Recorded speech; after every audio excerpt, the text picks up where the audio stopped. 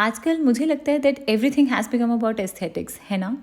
फिर वो चाहे हमारी किचन हो या बाकी का घर हो, हम हमेशा ऐसी चीज़ें ढूंढते हैं जो देखने में अट्रैक्टिव लगें, प्लीजिंग हों, स्मार्ट भी हों बट ब्यूटीफुल भी दिखें।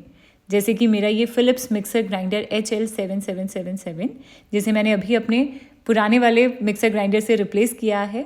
इससे पहले ना मैं जब भी मिक्सर ग्राइंडर को यूज़ करती तो उसे यूज़ करने के बाद हमेशा उसको रैक में रख देती थी, बेसिकली छुपा देती थी, क्योंकि वो देखने में इतना अच्छा नहीं लगता था शेल्फ़ के ऊपर।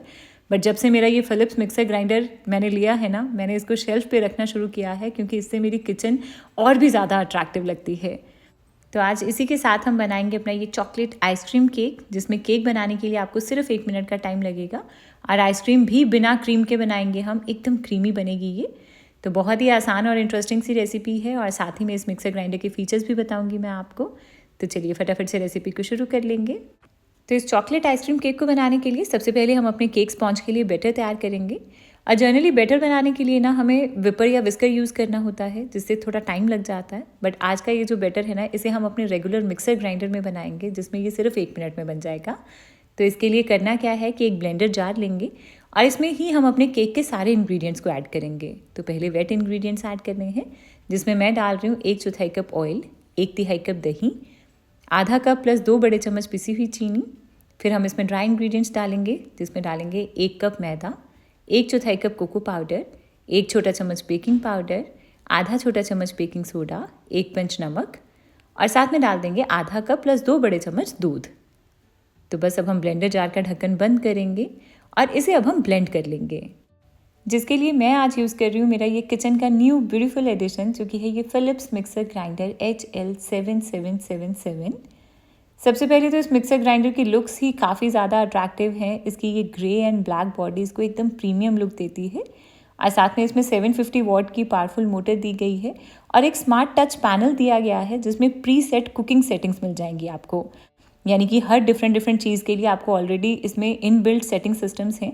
अगर आपको चिकन मिन्स करना है, स्मूदी बनानी है, आइस क्रश करनी है, आपको सिंपल सा एक बटन प्रेस करना है और आपका ये स्मार्ट सा मिक्सर ग्राइंडर अपने आप से ही समझ जाएगा कि उसको करना क्या है। और यही नहीं, डिफरेंट फंक्शंस के अकॉर्डिंग ना ये अपनी स्पीड को भी अपने आप से ही ऑप्टिमाइज़ कर लेगा। तो है ना काफ़ी स्मार्ट अप्लायंस। तो अब हमारे सिर्फ फ़ोन ही स्मार्ट नहीं होंगे, बल्कि हमारी किचन भी स्मार्ट बनेगी with this beautiful Philips mixer grinder HL7777। तो अब हमने ये जो ब्लेंडर जार में इंग्रेडिएंट्स को ऐड किया था, इसे अब हम ब्लेंड कर लेंगे। जिसके लिए इसे इसके साथ अटैच करना है। इसमें एक लॉक सिस्टम दिया गया है, जार आपका अच्छे से लॉक हो जाएगा इसमें। और फिर इसके बाद ये जो प्रीसेट सेटिंग्स हैं, इसमें से प्रेस करके इसको अब हम ब्लेंड करना शुरू करेंगे। अच्छा, वैसे इसमें ये मैनुअल स्पीड्स भी दी गई हैं। अगर आप अपने अकॉर्डिंग एडजस्ट करना चाहते हैं, तब अपने अकॉर्डिंग स्पीड को बढ़ा भी सकते हैं। तो बस इस तरह से हमें अपने इस बैटर को ना सिर्फ 1 मिनट के लिए ब्लेंड करना है और हमारा ये स्मूथ बैटर तैयार हो जाएगा। तो बस सिर्फ 1 मिनट तक ब्लेंड करने के बाद अब सारा मिक्सचर अच्छे से मिक्स हो गया है और इसी के साथ हमारा ये केक बैटर तैयार हो गया है। तो इस बैटर को ना अब हम एक मोल्ड में डाल लेंगे, जिसके लिए मैंने यहाँ पर ये 6 इंच का एक लूज़ बॉटम केक टिन लिया है। आइसक्रीम केक के लिए हमें इस तरह का लूज़ बॉटम केक टिन लेना है। बट अगर आपके पास ऐसा केक टिन नहीं है, तब आप इस केक को कैसे बनाएंगे वो मैं आगे बताऊंगी आपको इस रेसिपी में। तो सबसे पहले मैंने इसको ग्रीस किया ऑयल के साथ और बटर पेपर लगा के इसे भी ग्रीस कर लिया है। और इसमें अब हम अपना ये बैटर डाल देंगे। तो आप देख रहे हो कि कितनी अच्छी कंसिस्टेंसी है इसकी, एकदम रिबन फ्लोई कंसिस्टेंसी है और कितना स्मूथ बना है ये हमारा बैटर। और सिर्फ 1 मिनट में हमारा ये एकदम परफेक्ट बैटर बनकर तैयार हो गया है। तो बस मोल्ड को थोड़ा टैप कर लेंगे। इसके बाद अब हम इस केक को बेक कर लेंगे अवन या फिर कढ़ाई में। मैं कढ़ाई यूज़ कर रही हूँ और इसे ना मैंने मीडियम फ्लेम के ऊपर 10 मिनट तक पहले से ही गर्म कर लिया था। तो इस केक को हम बेक करेंगे लो मीडियम फ्लेम के ऊपर इस गर्म कढ़ाई में 35 से 40 मिनट तक, या तब तक जब तक कि टूथपिक बिल्कुल क्लियर ना आ जाए। ये टाइमिंग्स थोड़ी सी आगे पीछे हो सकती हैं, 30 मिनट के बाद आप इसे ज़रूर चेक करिएगा। अच्छा, जब तक हमारा ये केक बेक हो रहा है ना, तब तक हम इसके ऊपर के आइसक्रीम मिक्सचर के लिए थोड़ी सी तैयारी कर लेंगे। तो क्योंकि आज के इस आइसक्रीम में हम कोई भी क्रीम यूज़ नहीं कर रहे हैं, तो इस आइसक्रीम को बनाने के लिए हमें यूज़ करना है केला। तो इसके लिए ना इस तरह से ये 2 मीडियम से साइज़ के केले लेने हैं और इसको बस रफली इस तरह से छोटे टुकड़ों में कट कर लेना है। इसके बाद अब आप इसे किसी भी बॉक्स में फिल कर लीजिए या फिर इस तरह का कोई जिपलॉक बैग लीजिए और इसमें इन टुकड़ों को डाल लेंगे। और इसे हमें फ्रीज़र में डाल देना है 3 से 4 घंटे के लिए, अच्छे से फ्रीज़ होने के लिए। इस फ्रोज़न बनाना के साथ जब हम आइसक्रीम बनाएंगे ना, तो वो एकदम क्रीमी बनेगी। इसके बाद अब हम चलेंगे अपने केक की तरफ। तो केक को रखे हुए पूरे 35 मिनट हुए हैं। आप देख रहे हो कि केक कितना अच्छे से फूल गया है, बहुत ही ज़्यादा अच्छे से बेक हुआ है ये केक, टूथपिक भी क्लियर है। तो इस केक को ना अब हम निकाल के एक रैक के ऊपर रख देंगे और ढककर एक साइड पर रख देंगे ताकि ये पूरा अच्छे से ठंडा हो जाए। तो थोड़ी देर के बाद अब हमारा ये केक बिल्कुल अच्छे से ठंडा हो गया है। अब हम इसे डीमोल्ड कर लेंगे। तो नॉर्मल केक की तरह पहले चाकू से साइड्स को अलग करना है और उल्टा करके निकाल लेंगे। और क्योंकि लूज़ बॉटम केक टिन लिया है तो केक और भी इजीली बाहर आ जाएगा। तो ये प्लेट और बटर पेपर दोनों को हटा देना है और इसी के साथ हमारा ये चॉकलेट स्पॉन्ज केक तैयार हो गया है। आप देख रहे हो कि केक कितना सॉफ्ट और स्पॉन्जी बना है, एकदम मॉइस्ट और जालीदार है ये। तो अब अगर आपके पास भी टाइम कम हो या विपर या विस्कर नहीं है तो आप सिर्फ 1 मिनट में अपने मिक्सर ग्राइंडर जार में ही केक बैटर बना सकते हो और आपका एकदम सॉफ्ट स्पॉन्जी केक बनेगा। तो चलिए अब हम इससे अपना आइसक्रीम केक बनाएंगे, जिसके लिए ना मुझे इसमें से सिर्फ आधा केक ही यूज़ करना है। मैंने पूरा केक इसलिए बनाया क्योंकि मुझे थोड़ा सा केक किसी और चीज़ के लिए चाहिए था, इसलिए मैंने एक बार में ही बना लिया है। अगर आप पहले से ही आधी क्वांटिटी का केक बनाना चाहते हो तो इंग्रेडिएंट लिस्ट नीचे डिस्क्रिप्शन बॉक्स में दी गई है, वहाँ से चेक कर लीजिएगा। तो इसको कट करके मैं एक बार अंदर का टेक्सचर भी चेक करा देती हूँ आपको। तो आप देख रहे हो कि कितना एकदम जालीदार है ये केक। तो अब आप बिना किसी भी special tool mixer grinder jar में भी अपने केक बैटर को बना सकते हो। तो चलिए अब हम अपने इस केक के साथ आइसक्रीम केक बनाएंगे, जिसके लिए फिर से मैंने वही वाला लूज़ बॉटम केक टिन लिया है 6 इंच वाला। इसको एक बार अच्छे से वॉश कर लिया है। तो इसमें अब हम सबसे पहले अपनी ये केक की लेयर रख देंगे और इसके ऊपर अब हमें डालना है आइसक्रीम का मिक्सचर। तो आइसक्रीम बनाने के लिए अब जो केले हमने फ्रीज़र में रखे थे ना, अब ये भी बिल्कुल अच्छे से तैयार हो गए हैं। इसमें आप देख रहे हो कि थोड़ी थोड़ी सी बर्फ़ जैसी जम गई है इसमें। तो बस ये फ्रोज़न बनानास तैयार हो गए हैं।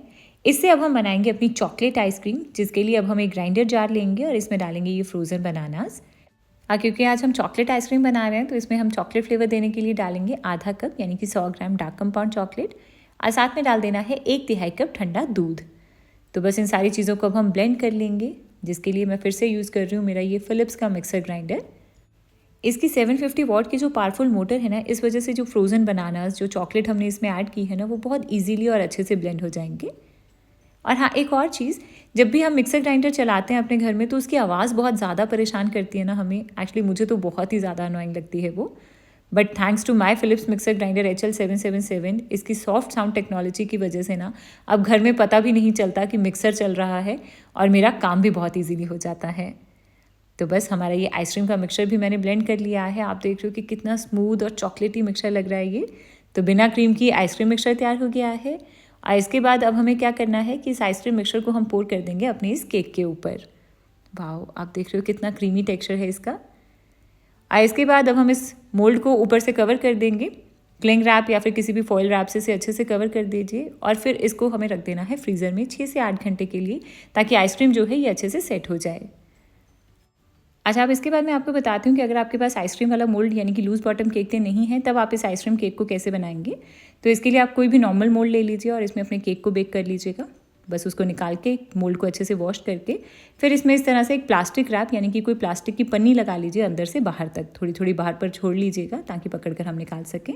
और फिर असेंबलिंग के टाइम पे इसके ऊपर सबसे पहले केक की लेयर रखो, फिर अपना आइसक्रीम मिक्सचर डाल दो, ऊपर से कवर करके फ्रीज़र में सेट कर दो और जब वो सेट हो जाए तब इसी पन्नी से पकड़कर आप उसे डीमोल्ड कर सकते हो। तो है ना आसान। तो चलिए अब इसके बाद ये जो आइसक्रीम केक मैंने फ्रीज़र में रखा था, मैंने सारी रात के लिए रखा था इसको फ्रीज़र में सेट होने के लिए, ये अच्छे से सेट हो गया है। तो अब हम एक ग्लास इसके नीचे रखेंगे और एकदम से इसको पुश करेंगे जब नीचे की प्लेट को, तो ये बहुत ईजीली बाहर आ जाएगी। तो बस इसी के साथ तैयार हो गया है हमारा ये चॉकलेट आइसक्रीम केक। आप देख रहे हो कि देखने में ही कितना यमी लग रहा है ये। गार्निशिंग के लिए थोड़े से वाइट चोको चिप्स डाल दो या फिर जैसे चाहो वैसे गार्निश कर सकते हो और इसके बाद इसको स्लाइसिस में कट करके सर्व करो, ये सबको बहुत ही ज़्यादा पसंद आएगी। अच्छा, बचा हुआ जो केक हो ना, उसको वापस से केक टिन में डालो, कवर करो और फ्रीज़र में रख दो जब तक यूज़ ना करो। जब यूज़ करना हो तो दोबारा से स्लाइस काट के सर्व कर सकते हो। तो है ना बहुत ही आसान और इंटरेस्टिंग सी रेसिपी। तो आप भी ट्राई करिए इस रेसिपी को और अगर रेसिपी पसंद आई हो तो प्लीज़ वीडियो को लाइक कर दीजिएगा और चैनल को सब्सक्राइब करना ना भूलें।